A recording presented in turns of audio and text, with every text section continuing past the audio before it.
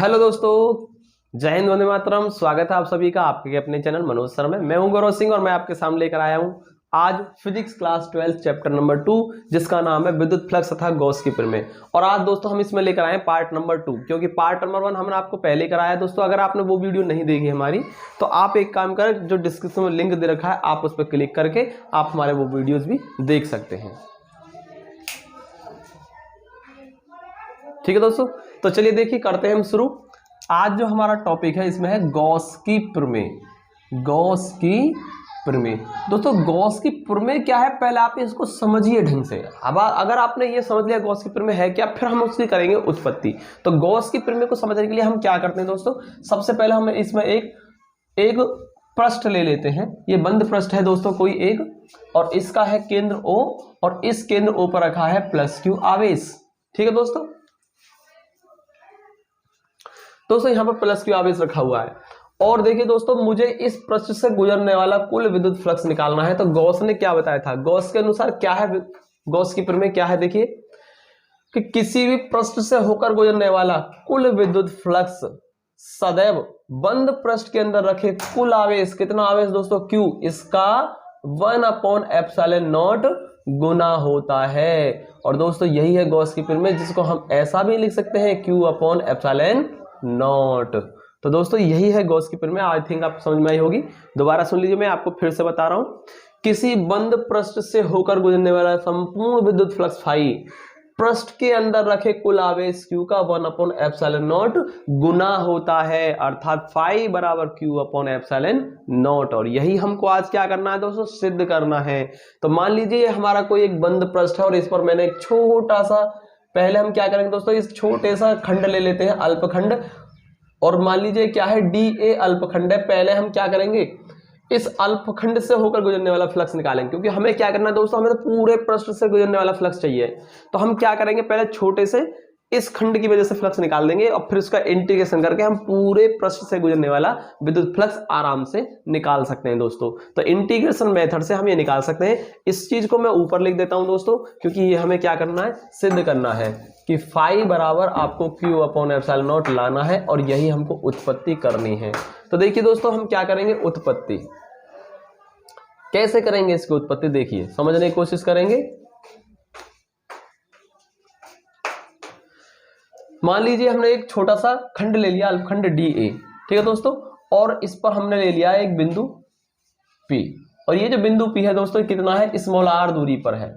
और अगर इस दोस्तों इस बिंदु P पर, अगर इस बिंदु P पर अगर मैं विद्युत क्षेत्र की तीव्रता निकालना चाहूं तो कितनी होगी दोस्तों, तो विद्युत क्षेत्र की तीव्रता मान लीजिए किधर रहेगी, इधर रहेगी, और ये हमारा हो जाएगा E वेक्टर। देखिए दोस्तों इधर ही क्यों होगी, क्योंकि जिस बिंदु पर तीव्रता निकालते हैं उस बिंदु पर सबसे पहले एक कूलम आवेश की कल्पना करनी पड़ती है।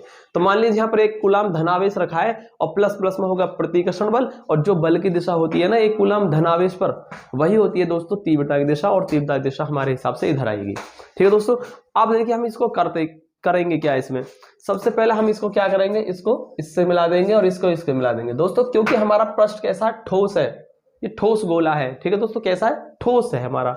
और ठोस क्या करता है, अपने केंद्र पर कुछ ना कुछ कोण बनाता है, और इसको हम बोलते हैं घन कोण।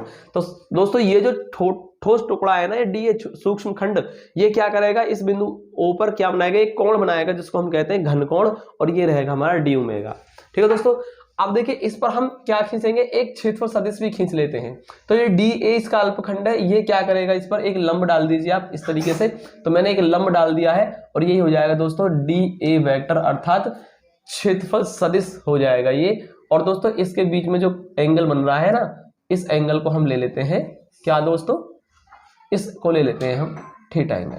तो ये दोनों क्या बना रहे हैं, E वेक्टर और DA वेक्टर एक दूसरे के साथ थीटा कोण बनाते हुए हैं। ठीक है दोस्तों, तो इतना आपको आई थिंक समझ में आया होगा। देखिए अब हम करते हैं आगे की तरफ इसको सॉल्व। थोड़ा सा कैसे निकालेंगे दोस्तों, एक चीज जो आपको समझने वाली है मैं आपको यहाँ लिख कर देता हूं। देखिए कोई भी अगर पृष्ठ है, कोई पृष्ठ है, मान लीजिए DA पृष्ठ है, तो इसका अगर हम घटक करेंगे DA cos थीटा होगा, क्षैतिज घटक। ठीक है दोस्तों, DA cos थीटा। अब ये जो कोण बनाएगा यहाँ पर घन कोण, उसको निकालने का तरीका होता है DA cos थीटा बटे r स्क्वायर। तो दोस्तों घन कोण का एक फॉर्मूला होता है जो आपको याद करना पड़ेगा। यानी कोई भी सूक्ष्म खंड DA जो होता है ठीक है, और उसका क्षैतिज घटक ले लिया हमने डी ए cos थीटा। अब ये क्या करेगा, अपने केंद्र पर क्या करने का एक कोण बनाएगा जिसको हम घनकोण कहते हैं, और उस घनकोण को निकालने का फॉर्मूला होता है डी ओमेगा बराबर डी ए cos थीटा बटे आर स्क्वायर। ठीक है दोस्तों, तो एक तो आपको फॉर्मूला याद करना है, और दूसरा दोस्तों अगर मान लीजिए ये तो छोटे से खंड डी ए के कारण है, ठीक है, घनकोण। बाकी अगर हम निकालना चाहे संपूर्ण पृष्ठ की वजह से इस बिंदु ओ पर, ठीक है, घनकोण, तो वो कितना होता है दोस्तों, तो ध्यान रखना इसको हम डी ओमेगा इंटीग्रेशन कह सकते हैं, क्योंकि छोटा सा खंड इसके कारण क्या है, घनकोण डी ओमेगा है, और हम निकालना चाह रहे हैं पूरे पृष्ठ की वजह से, तो इसलिए इंटीग्रेशन कर देंगे। और दोस्तों ये याद रखना आप, ये हमेशा फिक्स होता है, क्या होता है, हमेशा 4 पाई के बराबर होता है। तो इंटीग्रेशन डी ओमेगा दोस्तों सदैव क्या होता है, 4 पाई होता है। अर्थात इसको कह सकते हैं संपूर्ण पृष्ठ के कारण केंद्र पर बना कोण हमेशा क्या रहता है, 4 पाई के बराबर होता है। दोस्तों इतना अगर आपने समझ लिया है तो अब हम करते हैं इसकी उत्पत्ति। दोस्तों सबसे पहले देखिए मैंने क्या लिखा है, पहले हम इस प्लस क्यू आवेश के कारण बिंदु P पर क्या निकालते हैं, विद्युत क्षेत्र की तीव्रता निकाल लेते हैं। तो क्या होगा 1/4 पाई एप्सिलॉन नॉट q बटे r स्क्वायर, ये आपने पढ़ रखा है दोस्तों, पहले ही चैप्टर में हमने पढ़ाया था। तो यहां पर तीव्रता आ गई इतनी। अब दोस्तों हमें क्या करना है, हमें तो इस सूक्ष्म खंड DA, यहां लिख सकते हैं सूक्ष्म खंड DA के कारण बिंदु DA के कारण गुजरने वाला फ्लक्स, और कौन सा फ्लक्स दोस्तों, ये विद्युत फ्लक्स की बात कर रहा हूं मैं। तो कितना रहेगा, देखिए जब छोटा सा खंड है तो इसकी वजह से फ्लक्स का मान भी क्या रहेगा दोस्तों, बहुत थोड़ा सा रहेगा, छोटा सा रहेगा मान इसका, तो इसको मानते हैं d फाई। दोस्तों हमेशा याद रखना इसका फॉर्मूला क्या होता है, E vector dot DA vector होगा। और अगर वेक्टर इसको हम ऐसे भी लिख सकते हैं EDA cos थीटा। अब दोस्तों यहां से हम एक काम कर लेंगे, इसमें E की वैल्यू हम यहां से उठा के लिखेंगे 1/4 pi epsilon not q upon r square, और दोस्तों ये जो हो जाएगा आपका DA cos थीटा हो जाएगा यहाँ पर। ठीक है दोस्तों, आई थिंक आपको इतना समझ में आ रहा होगा। आपको अगर इतना समझ में आ गया है तो इसको हम आगे करते हैं। दोस्तों इसको थोड़ा सा एडजस्ट कर लेते हैं, तो DA का जो मान हो जाएगा वो हो जाएगा q upon 4 pi epsilon not, और दोस्तों ये जो है इसको हम ऐसे कर लेते हैं DA cos थीटा बटे r स्क्वायर। इतना कर सकते हैं या नहीं दोस्तों। अब देखिए यहां से आप देखिए, मैंने अभी आपको बताया था कि कोई भी खंड है DA, ठीक है, अल्पखंड DA है, इसके कारण, ठीक है, बिंदु O पर बना घनकोण कितना होगा, DA cos थीटा बटे r स्क्वायर। तो इस DA cos थीटा बटे r स्क्वायर को हम क्या लिख सकते हैं, d ओमेगा लिख सकते हैं दोस्तों। तो अब हमारा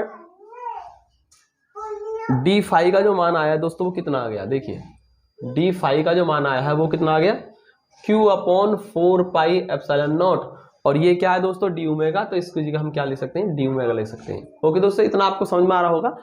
ठीक है, यहां तक कोई भी ऐसी कोई बात नहीं है समस्या वाली। आगे चलते हैं। तो ये निकला केवल इस छोटे से खंड की वजह से फ्लक्स, हमको निकालना है संपूर्ण पृष्ठ की वजह से। तो हम लिखेंगे इसमें संपूर्ण पृष्ठ के कारण, या पृष्ठ से होकर, संपूर्ण पृष्ठ से होकर गुजरने वाला फ्लक्स। कौन सा फ्लक्स, विद्युत फ्लक्स। ठीक है दोस्तों, अब देखिए क्या होगा, उसको मान लेते हैं हम फाई, और ये क्या रहेगा, देखिए छोटे से खंड की वजह से कितना गुजरा है, डी फाई। अगर इसी का डी फाई का इंटीग्रेशन कर दें तो पूरे पृष्ठ से होकर गुजरने वाला फ्लक्स आ जाएगा। तो हम क्या कर देते हैं, इसको इंटीग्रेशन डी फाई कर देते हैं दोस्तों। क्या कर देंगे, इसको इंटीग्रेशन डी फाई। और दोस्तों इंटीग्रेशन डी फाई का मान जो है इसको लिख दीजिए आप उठा करके, q upon 4 pi epsilon not, और ये हो जाएगा DA cos थीटा बटे r स्क्वायर। इसको मैंने क्या लिखा, d ओमेगा लिखा है दोस्तों। ठीक है, तो यही तो होगा दोस्तों, इंटीग्रेशन लगाया मैंने, और इस डी फाई का मान क्या है, q upon 4 pi epsilon not d omega, इसको मैंने यहाँ लिख दिया है। आगे इसको हम सॉल्व कर देते हैं थोड़ा सा दोस्तों। तो ये जो q upon 4 pi epsilon not है, ये हमारा यहाँ पर कांस्टेंट है, हमें दिखाई दे रहा है कांस्टेंट है दोस्तों। तो इसको हम बाहर कर देते हैं, अंदर रह गया डी ओमेगा। अब दोस्तों यहाँ पर बात वही आगे देखिए, डी ओमेगा क्या है, सूक्ष्म खंड की वजह से बिंदु O पर बना घनकोण, और इंटीग्रेशन डी ओमेगा क्या होगा दोस्तों, पूरे खंड की वजह से, यानी कह सकते हैं पूरे पृष्ठ की, पूरे ठोस गोले के कारण ये केंद्र पर बना हुआ कोण आ गया, और जो कि इसका मान क्या होता है दोस्तों, सदैव 4 पाई के इक्वल होता है। तो आइए हम इसको क्या कर देते हैं, 4 पाई कर देते हैं। तो फाई बराबर Q upon 4 pi epsilon not, और ये हो जाएगा हमारा 4 पाई के बराबर। तो यहाँ से 4 पाई से 4 पाई कैंसिल, तो फाई का मान दोस्तों कितना आ गया, क्यू बटे एप्सिलॉन नॉट। और दोस्तों यही क्या है, हमारी गॉस की प्रमेय है, फाई बराबर क्यू अपॉन एप्सिलॉन नॉट। तो लिख सकते हैं यही क्या होगी दोस्तों, हमारी गॉस की प्रमेय है, यही गॉस की प्रमेय है। और इस प्रकार से दोस्तों हमने क्या कर दिया, सिद्ध कर दिया गॉस की प्रमेय को। तो बहुत ही छोटी सी प्रमेय है दोस्तों, और काफी इंपॉर्टेंट है, वेरी वेरी मोस्ट इंपॉर्टेंट प्रमेय है दोस्तों। इसको आप जरूर कर लें तैयार, ये आपको हो सकता है 2 मार्क्स आपको बोर्ड में दिला दे। तो बोर्ड के नजर से दोस्तों ये बहुत ही ज्यादा इंपॉर्टेंट है। और दोस्तों इससे ज्यादा जो इंपॉर्टेंट बनते हैं वो इसके अनुप्रयोग बनते हैं। तो अगली वीडियो में हम इसके अनुप्रयोग लेकर आएंगे। तो इसके 3-4 अनुप्रयोग हैं, वो आपको सारे के सारे करने होंगे दोस्तों, ठीक है। तो चलिए आइए हम करते हैं इस वीडियो को यहीं पर खत्म, और मिलते हैं अगली वीडियो में। तब तक के लिए जय हिंद दोस्तों, वंदे मातरम।